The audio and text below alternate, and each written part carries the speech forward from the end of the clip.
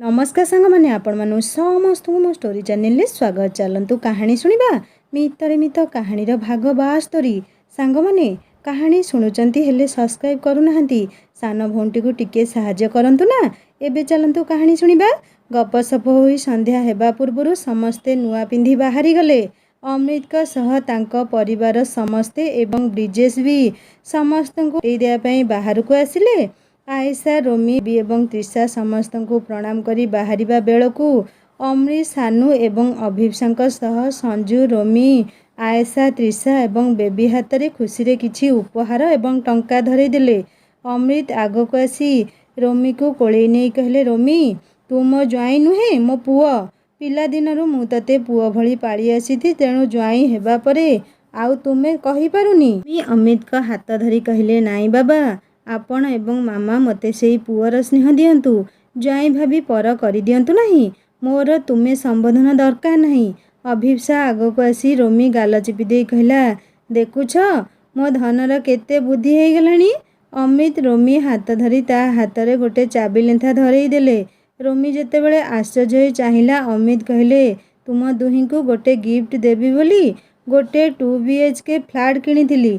सोमेश भाईंकर एसबू पसंद नुहे बोली तांकू चाबी देबाकू मोर साहस नथिला, तेणु तुम दुही को मोर छोट उपहार।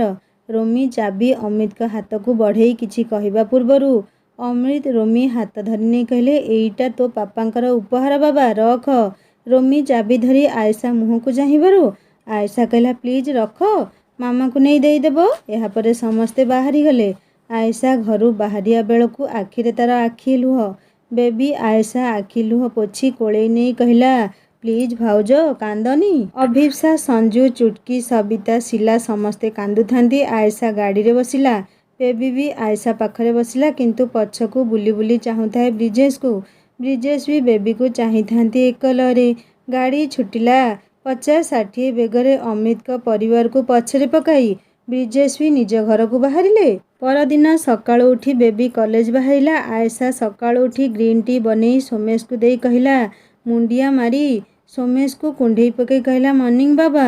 सोमेश भी आयशा को कोले नहीं कहले, मॉर्निंग बेटा। आयशा अर्पिता को मुंडिया मारी सोमेश को कहला, बाबा आमे काली पूरी गले केमिति हुंता। सोमेश कहला, अरे वाह खूब भल हेब। मु भी भाबुथुली तुमे माने मां का दर्शन पूर्वरु जगन्नाथ दर्शन करिले भल हुंता। आयशा कहला, आपण भाबिया को जगन्नाथ स्वयं डाकिले। सोमेश कहले, हाँ काली जीवा समस्ते। मु अमृत एवं अभिप्सा को जणई दिए। गीता एवं त्रिषा भी 2 दिन पर पलाइबे, समस्ते बुली आसिले भल हेब। आयशा कहला, आज्ञा बाबा आउ दीदू को भी फोन करिवे, मामू माई आई भी जिबे। सोमेश कहले, हाँ माँ निश्चय, मो माँ कहब आउ मु मना करिवी। आयशा सोमेश को कुंडे धरी कहला, थैंक यू बाबा, लव यू मामा। सोमेश एवं अर्पिता आयशार एते सुंदर भल पाइबा एवं स्नेह एवं सम्मान देखी खुशी होई आयशा को कोले नहीं गेल करी कहला, लव यू धन। रोमी नित्यकर्म सारी सोमेश एवं अर्पिता को मुंडिया मारी आयशा को चाही कहला, तू कौन मो बाबा मामा को मो ठारू अलगा करिबु ना कौन सकाळु सकाळु आसी रोब जमई देलुनी। अर्पिता रोमी कानमुड़ी कहले, अरे पागला से परा तो स्त्रीटी, एमिति कौन कहूचु ताकू, से कौन आमको रोब देखैबो, से आम झियो परा, तोर जेमिति हक अछि तार भी अछि। सकाळु काहाकू कौन कहूची के जानी। बेबी आसी सोमेश एवं अर्पिता को मुंडिया मारी कहला, बाबा आज मु कॉलेज जीवी। आयशा कहला, हाउ तुमे रेडी हुओ, मु तुम पसंदर कौन बनई देबी। अर्पिता पचला, बेबी जेजो माँ कौन खाइबे टिके बुझी आसे। आयशा कहला, मामा जेजे एवं माँ कहले आज पखाल खाइबे। मु चाहा नहीं जाइथिली किंतु जेजेमा कहले आपण देई सारिछंती बोली। जेजे कहले पखाल बाईगण पोड़ा खाइबे। माँ कहले सुकुआ आउ बढ़ी चूरा खाइबे।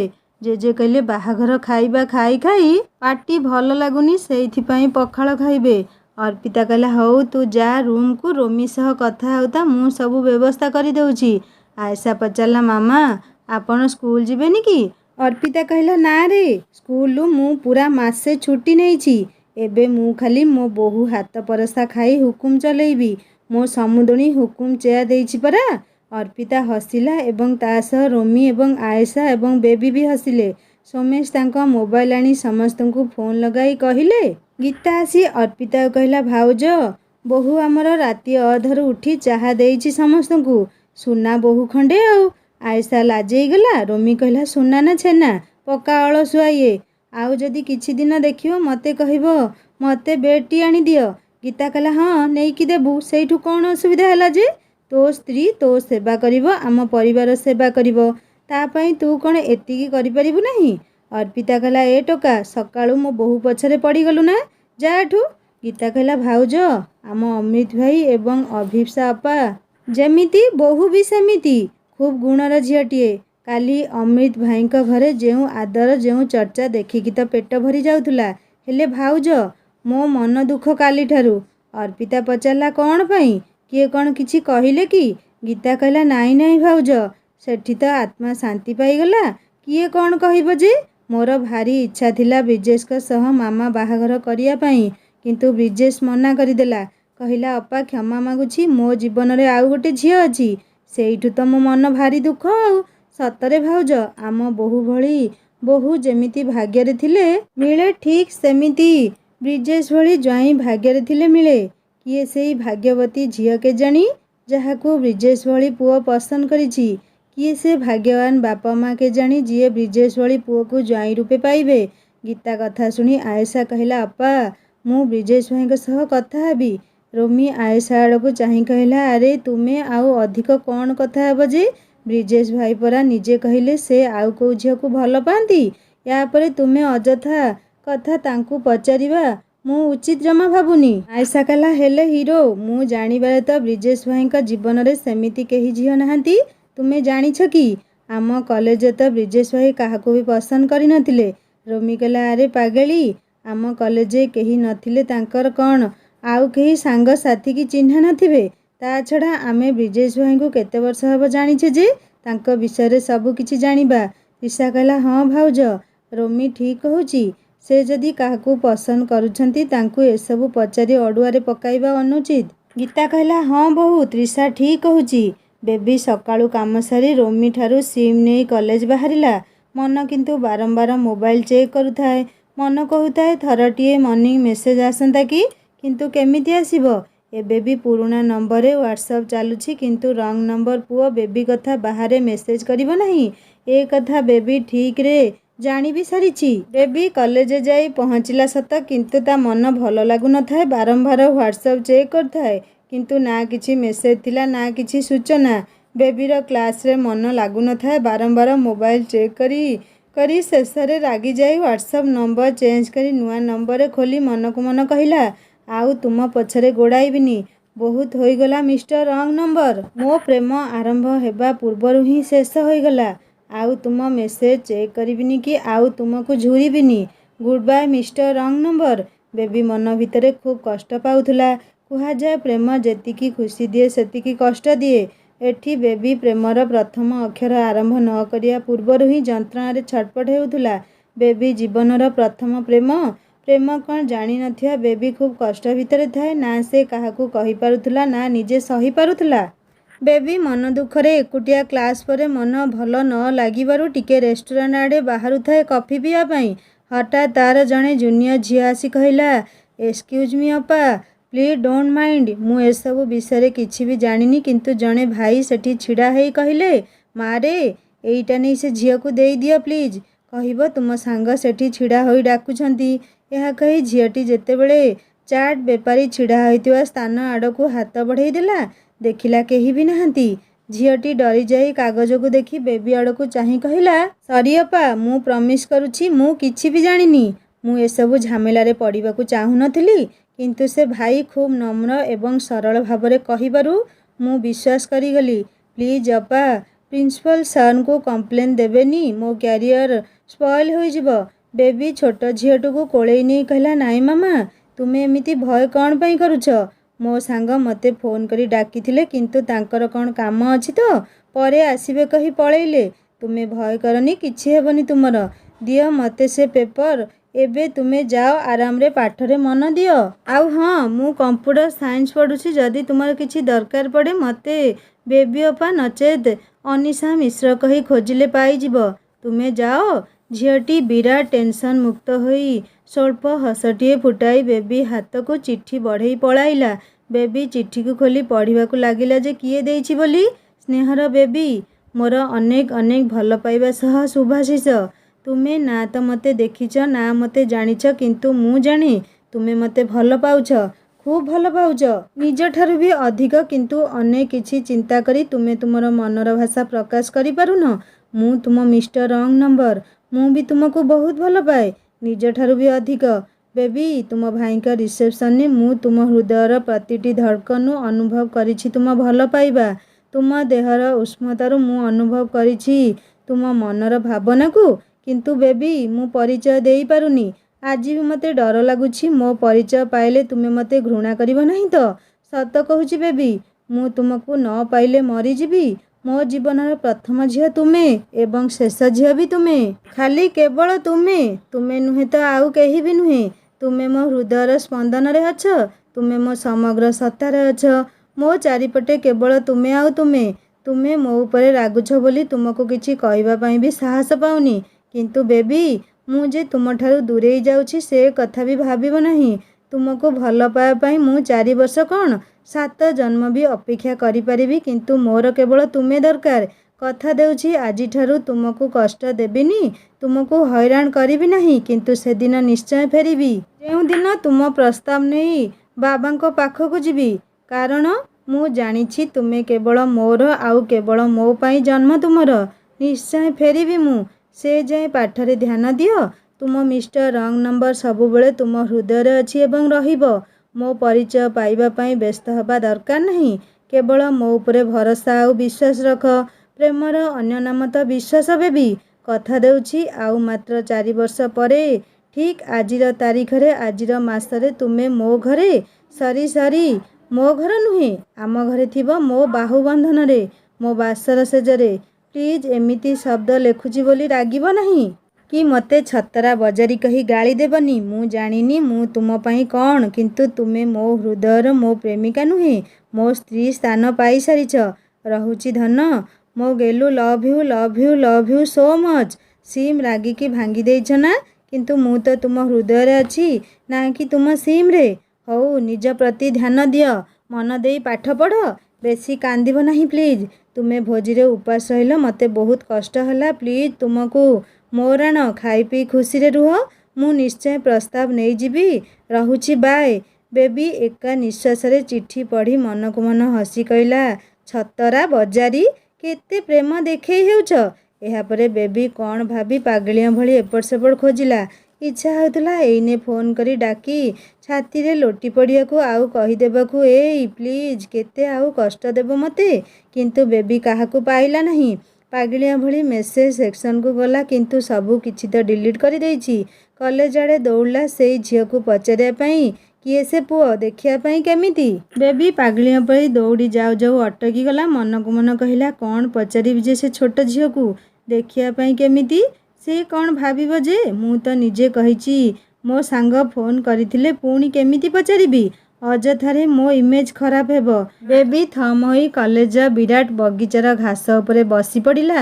ବାରମ୍ବାର ଚିଠିକୁ ପଢ଼ି ଚିଠିକୁ ହୃଦୟରେ ଲଗାଇ କହିଲା, ଓ ମିଷ୍ଟର ରଙ୍ଗ ନମ୍ବର, ଦିନକୁ ଦିନ ତୁମେ ମୋତେ ପାଗଳି କରିଦେଉଛ। ମୋ ହିତାହିତ ଜ୍ଞାନ ଭୁଲି ଯାଉଛି ମୁଁ। କ'ଣ ଲେଖିଛ? ମୋ ବାସଶେଜ ଲେଖିଛି ବୋଲି ବଜାରୀ ଛତରା କହିବ ନାହିଁ। ମୁଁ କହିବି, 100 ଥର କହିବି, ବଜାରୀ ଛତରା ଡହରା। ବେବି ମୁହଁରେ ଖୁବ୍ ସୁନ୍ଦର ହସଟିଏ ଫୁଟି ଉଠିଲା। ଚିଠିକୁ ଚୁମି ଦେଇ କହିଲା, ବଜାରୀ ହୁଅ କି ଡହରା ହୁଅ, କିନ୍ତୁ ସତ କଥା ହେଉଛି ମୁଁ ତୁମକୁ ଭଲ ପାଇ ବସିଛି। ମୁଁ ତୁମକୁ ମୋ ହୃଦୟରେ ସ୍ଥାନ ଦେଇ ସାରିଛି। ବେବି ତୁମକୁ ନିଶ୍ଚୟ ଅପେକ୍ଷା କରିବ। ମିଷ୍ଟର ରଙ୍ଗ ନମ୍ବର ସାରା ଜୀବନ ଅପେକ୍ଷା କରିବ। Love you so much. Baby ମୁହଁରେ ଖୁବ୍ ତୃପ୍ତିର ହସ ଥିଲା। ପୁଣି ମନକୁ ମନ କହିଲା, ସତରେ ଶୁଣିଥିଲି ଏ ପ୍ରେମ କିମିଆ କରେ, କିନ୍ତୁ ସତରେ ଏ ପ୍ରେମ ଗୋଟେ ଅଜବ ଭାବନା। ଓ ଗଡ୍, ନ ଚାହିଁ ବି ଦିନକୁ ଦିନ ମୁଁ ଏ ଅଡ଼ୁଆ ଜାଲରେ ଛନ୍ଦି ଛନ୍ଦି ହେଇଯାଉଛି। ମୋ ବାବାଙ୍କ କଥା ଭୁଲି ଯାଉଛି ମୁଁ। ମୋ ବାବା ଯେ ମୋର ପ୍ରଥମ ପ୍ରେମ। ନା, ମୋ ବାବାଙ୍କ ଆଗରେ ମୋ ପାଇଁ କେହି ବଡ଼ ନୁହେଁ। ଦରକାର ନାହିଁ ମୋର ଏମିତି ପ୍ରେମ, ଯେଉଁ ପ୍ରେମ ମୋ ବାବାଙ୍କୁ କଷ୍ଟ ଦେବ। ବେବି ଗୋଟେ ବୁଢ଼ିଆଣୀ ଜାଲରେ ଛନ୍ଦି ହୋଇ ଯାଉଥିଲା ଯେମିତି। ନା ତା ଭିତରେ ରହିପାରୁଥିଲା, ନା ତା ଭିତରୁ ବାହାରି ପାରୁଥିଲା। गोटे पटे ता हृदयर भावना ताकू टाणुला, अन्य पटे ता विवेक ताकू अटकई देउथुला। गोटे पटे ता प्रेम थिला तो अन्य पटे ता बाबांको सम्मान थिला। बेबी सतरे अकुहा जंत्रणा पाउथुला। कौन करिबो, केउ दिगकू गोड़ बढ़ाइबो किछि भाबी पारु नथुला। केउटा ता पई ठीक, केउटा ता पई भूल किछि जानि पारु नथुला। बेबी चिट्ठी को धरी अनेक भाबी भाबी दुई हातरे मुंडकू धरी कहिला, हे प्रभु मु सतरे पागली होई जिबी। कौन करिबी कौन न करिबी किछि भी जानि पारुनी। बेबी एकदम चुपचाप बसिला सेई घास बगीचा उपरे। किछि समय स्थिर एवं शांत चित्तरे आखि दुईटी बंद करी किछि समय परे खाली आखि खोली चिट्ठी को बही भितर रखी मनकु मन कहिला, ना जीवनर रास्तारे अनेक किछि आसीबो, किंतु जेते दिन जाए मो बाबांको भल पाइबा मो सह थिबो, मते न मिलिबा जिनिस भी मिलिबो, किंतु मो बाबांको कष्ट देई मु जहा हासिल करिबी से जिनिस न पाइला सह समान हेबो। मिस्टर रंग नंबर, तुमे कहिछ ना पाठरे ध्यान दियो, तुमे निश्चय समय आसिले आसीबो। तुमे आसीबो कि ना मु जानिनी, किंतु तुम फेरिया बाटकू मो हृदय निश्चय अपेक्षा करिबो। मो बाबांको सम्मति रहिले बेबी निश्चय तुमर हेबो, काहेकि ना मो बाबा मो जीवन, बाकी सबु किछि पछ। बेबी मन को दृढ़ करी बैग उठाई कांधरे पकाई सोमेश को फोन करी कहिला, बाबा प्लीज आस, मोर आज आउ क्लास करने को इच्छा होनी। सोमेश कहले, मारे तू था मु अध घंटा भितर जाई पहुँचबी। बेबी हातर घड़ी देखिला, समय दिन 2टा। बेबी घर आनिथिबा टिफिन खोली कॉमन रूम रे अल्प टिके खाई मोबाइल खोली गेम खेली मन को टिके अन्य आड़े डाइवर्ट करिया को चेष्टा करिला। समय 2:15। समस्ते खाई सारी निज निज रूम रे रेस्ट नेउथांती। रोमी अपेक्षा करी बसीथिला आयशा को, किंतु आयशा अर्पिता पाखरे बसी कथा होउथाए। रोमी ता भितरे 2-4 थर मेसेज करि सारलाणी। आयशा अर्पिता सह कथा हेबा भितरे मेसेज देखी मने मने हसुथाए एवं मन को मन भाबुथाए, मते समस्तक सामना रे एते कथा कहूच परा, सेमिति छटपट हुआ जमा जीविनी मु। रोमी 2 थर फोन भी करिला। आयशा न उठाइबारु अर्पिता पचारला, रोमी फोन करुछि ना? आयशा लाजेई जाई कहला, हाँ मामा। अर्पिता कहला, जा तू जा। आयशा कहला, मु जीबी मामा, आपण कथा हुअंतु, मु अछि आपण पाखरे। अर्पिता व आयशा गपसप हेउथिबा बेले रोमी उठी आसी बाहाना करी अर्पिता कहला, मामा तुमे एजाए शोइन? अर्पिता जानी जानी कहला, मते निद होउनी रे, तू जा शोइबू। रोमी आयशा आड़कू चाहिला। अर्पिता पचारला, कौन दरकार कि रे? रोमी कहला, नाई मामा पानी बोतल नेबी तो। अर्पिता कहला, हौ जा, रोषेई घर स्लाब उपरे एबे ठंडा पानी काढ़ी रखी देई आसीछि, नेई जा। रोमी आयशा को जेते ठारिबाकू चेष्टा करिला, आयशा जमा चाहिला नहीं। रोमी चिड़ी जाई पळाइला। आयशा अर्पिता मुह को चाही हसी देला। अर्पिता कहला, मा रे तू जा, से तते डाकिया पे आसीथिला, जा मा ताकू हैरान कर ना, तते से बहुत भल पाए। आयशा आज्ञा मामा कही उठीगला। आयशा रूम को जिबा मात्र के रोमी मुह फुलेई कहला, कुआडे आसिलु? तू जा, मु सोईबी, मते प्रबल निद। आयशा रोमी उपरे आउजी रोमी को पछाड़ू कुंढेई धरी कहला, सतरे सोईब तो? रोमी कहला, हाँ मते निद प्रबल। आयशा कहला, हौ सुଅ मु आसुची। आयशा कबाट आड़कू जिबा देखी रोमी उठी जाई आयशा आगरे आसी छिड़ा होई कबाट बुझी आयशा को भिड़ी नेला जे छाती उपरकू। आयशा को मेचे गेल करी कहिला, केते हैरान करूछु मते? आयशा कहला, आउ तुमे जो मते पिउसी मांक आगरे एते कथा कहिलो? रोमी कहला, सेईटा मो भल पाइबारे। रोमी आयशा को निज 2 हाथरे उठाई नहीं गला बेड उपरकू। आयशा हाथ धरी पचारला, ए आयशा केमिति लागुछि तते आम घरे? आयशा कहला, बहुत बहुत बहुत खुशी मु एठी अछि। मी आयशा हाथ धरी कहला, तो सब भल टिके समय भी काटिनी, तू खाली इयाडे जा सियाडे जा प्रोग्राम करूथा, तते कौन मो पाखरे रहिबा पई भल लागुनी? आयशा रोमी गालरे गाढ़ चुंबनटिए देई कहला, हीरो तुमको मु केते भल पाए तुमे केउठी बुझिबो? तुम भल पाइबा पाइबा पई मु केते कांदिछि, केते डहळ बिकळ होईछि से कथा मु केवल जाने। सारा जीवन पई तो तुम पाखकू आसिली, आउ कुआडे जिबि जे? रोमी कहला, आउ तू तो आसीबा परठू घर को जा, मामू घर को जा, काली पुणी पूरी प्रोग्राम, ये कौन सबू? आयशा हसी देई रोमी छाती उपरे मुंड रखी कहला, हीरो एसो पर आम हिंदू परंपरा, ए सबू तो पालिया पई पड़िबो। आउ रहिला पूरी जिबा प्रोग्राम, एईटा मु जानी जानी करिली, ରୋମି ଆଶ୍ଚର୍ଯ୍ୟ ହୋଇ ପଚାରିଲା, କିନ୍ତୁ କ'ଣ ପାଇଁ? ଆଏଶା କହିଲା, ବାବା ଟିକେ ମନ ଦୁଃଖରେ ଅଛନ୍ତି ତ, ମାମା ବି ସେଥିପାଇଁ କଷ୍ଟ ଭିତରେ ଅଛନ୍ତି। ବି ପଳେଇବା 2 ଦିନ ପରେ ବାବା ବେଶୀ କଷ୍ଟ ପାଇବେ, ସେଥିପାଇଁ ବାବାଙ୍କୁ ଟିକେ ଖୁସି ଦେବା ପାଇଁ ଏବଂ ବାବାଙ୍କ ମାଇଣ୍ଡ ଫ୍ରେଶ୍ କରିବାକୁ ମୁଁ ପୁରୀ ପ୍ରୋଗ୍ରାମ୍ କଲି। ଟିକେ ବାହାରେ ବୁଲିଲେ, ଟିକେ ହସ ଖୁସି ହେଲେ ବାବାଙ୍କୁ ଫ୍ରି ଲାଗିବ।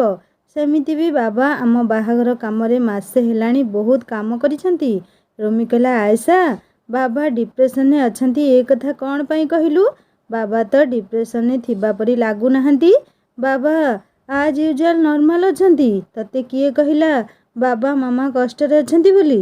ଆଉ କ'ଣ ପାଇଁ କଷ୍ଟ ରହିବେ? ମୋ ବାହାଘର ତ ବାବା ମାମାଙ୍କ ଇଚ୍ଛାରେ ହେଇଛି, ସେଥିପାଇଁ ତ ବାବା ବହୁତ ଖୁସି।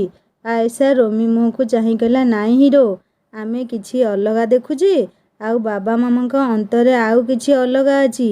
ବାବା ମାମା ଏମିତି ମଣିଷ, ସେମାନେ ଆଜି ଯାଏଁ ତାଙ୍କ ଦୁଃଖ ତାଙ୍କ କଷ୍ଟ କାହାକୁ ଲଦିବା ମୁଁ ମୋ ଜୀବନରେ କେବେ ଦେଖିନି କି ଶୁଣିନି। ବାକି ତୁମେ କ'ଣ ଫିଲ୍ କରିଛ ସେ କଥା ମୁଁ ଜାଣିନି, କିନ୍ତୁ ମୋତେ କାଲି ଆମ ଘରେ ମାମା କହୁଥିଲେ ଯେ ବାବା ମାମା କଷ୍ଟରେ ଅଛନ୍ତି ବୋଲି। ଆମ ବାହାଘର ପାଇଁ ନୁହେଁ, ଆମ ବାହାଘର ପାଇଁ ତ ସେମାନେ ବହୁତ ଖୁସି, କିନ୍ତୁ ବଡ଼ ଅପା ଆସିଲେ ନାହିଁ ବୋଲି ବାବା ଟିକେ ଅଧିକ ଭାବି ଦେଇ କଷ୍ଟ ପାଉଛନ୍ତି। ରୋମି ସୋମେଶଙ୍କ ଡିଷ୍ଟର୍ବ ରହିବା କଥା ଶୁଣୁ ଶୁଣୁ ଧଡ଼ କରି ଉଠି ବସି ଆଏଶା ହାତ ଧରି କହିଲା, ଆଏଶା ବାବା ତୋତେ ଖୁବ୍ ଭଲ ପାଆନ୍ତି ନା? ପ୍ଲିଜ୍ ତୁ ବାବାଙ୍କୁ ଡିପ୍ରେସନ୍ ହେବାକୁ ଦେ ନା ରେ। ବାବା ଆମ ଜୀବନ। ଜାଣିଛୁ ମୋ ବାବା କୋଟିଏରେ ଗୋଟେ, କିନ୍ତୁ ତାଙ୍କ ସାନ ବୋଉ ଆଉ ତାଙ୍କ ଭଉଣୀମାନେ ତାଙ୍କ ଜୀବନ ମାଟି କରିଦେଲେ। ତଥାପି ବି ସେ ଆମ ଉପରେ ତା'ର ପ୍ରଭାବ ପଡ଼ିବାକୁ ଦେଇନାହାନ୍ତି। ଆଏଶା ବେବି ଏବେ ଛୋଟ ପିଲା, ତାକୁ ଏସବୁ କିଛି କହିବା ଦରକାର ନାହିଁ। ଆମେ ତୋର ମୋର ବାବାଙ୍କୁ ସବୁ ଖୁସି ଦେବାରେ। ଆଏଶା କହିଲା, ହଁ ହିରୋ, ନିଶ୍ଚୟ। ସକାଳୁ ସକାଳୁ ସୋମେଶଙ୍କ ପୁରା ପରିବାର ପୁରୀ ସହ ଆଳୁ କଷା ସମସ୍ତଙ୍କ ପାଇଁ ବନେଇ ବଡ଼ ବସ୍ରେ ବାହାରିଗଲେ। ଆଏଶାକୁ ଅର୍ପିତା ତା'ର ଗୋଟେ ୟେଲୋ ଗ୍ରୀନ୍ ବନାରସୀ ପାଟ ସହ ଗ୍ରୀନ୍ ଜୁଏଲାରୀ ସେଟ୍ ଆଣି ପିନ୍ଧେଇ ଦେଲା। ଆଏଶା ଖୁବ୍ ସୁନ୍ଦର ଦେଖାଯାଉଥିଲା। ସୋମେଶ ଏକଦମ୍ ପିକ୍ନିକ୍ ଯିବା ପରି। ସୋମେଶ ଚିପ୍ସ ପେଟିସ୍ ଆଦି କିଣି ଆଣିଥିଲେ।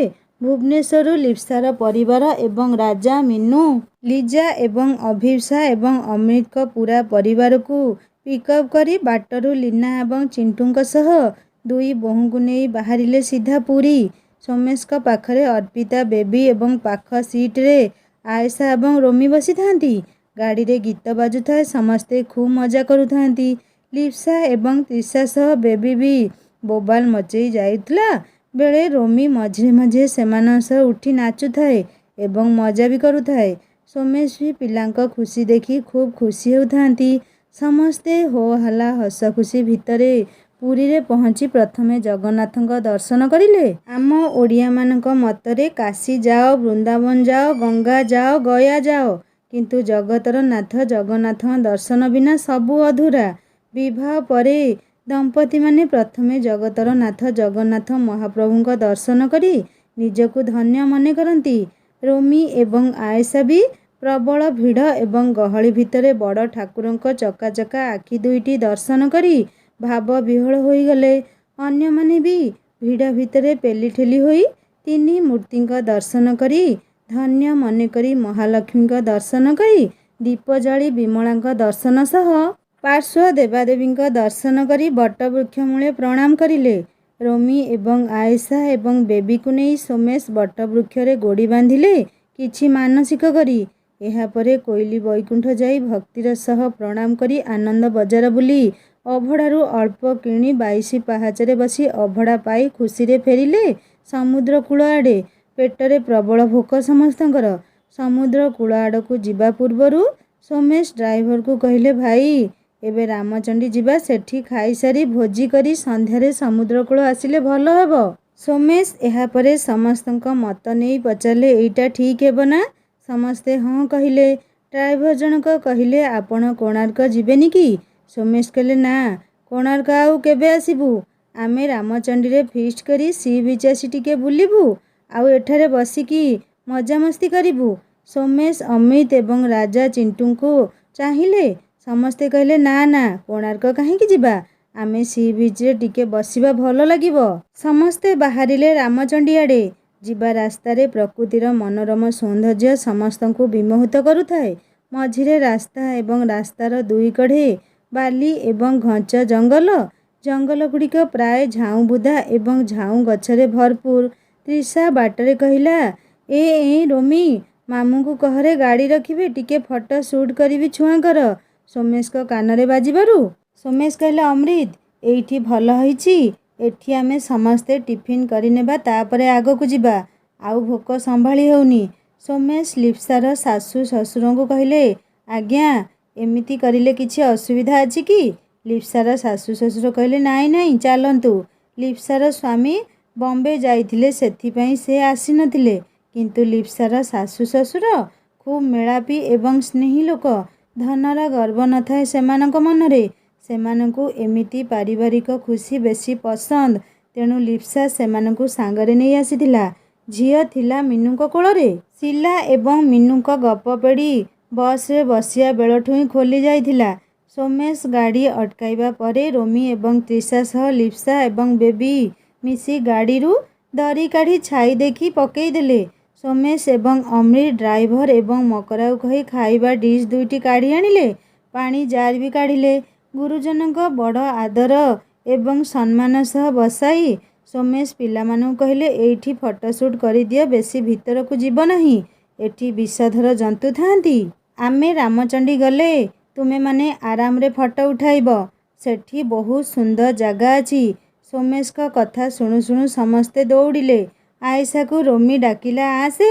ଆଏଶା ଅର୍ପିତା ମୁହଁକୁ ଚାହିଁବାରୁ ଅର୍ପିତା କହିଲା, ଯା, ତୁ କାହିଁ ଛିଡ଼ା ହେଲୁ?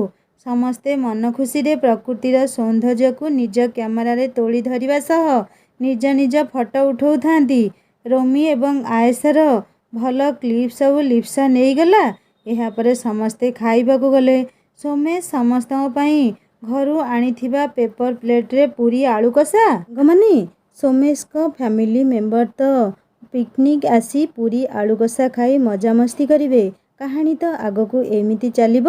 ଆପଣମାନେ କେଉଁ କେଉଁ ଜାଗାରୁ ମୋର କାହାଣୀ ଶୁଣୁଛନ୍ତି ମୋତେ ନିଶ୍ଚୟ କମେଣ୍ଟ କରି ଜଣାଇବେ। ଆଉ ହଁ ସାଙ୍ଗମାନେ, କାହାଣୀ କେମିତି ଲାଗିଲା କମେଣ୍ଟ କରି ଜଣାଇବେ। ଯଦି ଭଲ ଲାଗିଥାଏ ସବସ୍କ୍ରାଇବ୍ କରି ବେଲ୍ ଆଇକନ୍ ଦବାଇ ଦେବେ। ହିନ୍ଦୀ ଷ୍ଟୋରି ଚ୍ୟାନେଲକୁ ଭିଜିଟ୍ କରନ୍ତୁ। ସୁନ୍ଦର ସୁନ୍ଦର କାହାଣୀ ଅପଲୋଡ଼ ହୋଇଯାଇଛି। କାହାଣୀ ଶୁଣିସାରି ସବସ୍କ୍ରାଇବ୍ କରିବାକୁ କେବେ ବି ଭୁଲିବେନି। ରହୁଛି, ଦେଖାହେବ ନେକ୍ସଟ ପାର୍ଟରେ। ନମସ୍କାର, ଜୟ ଜଗନ୍ନାଥ।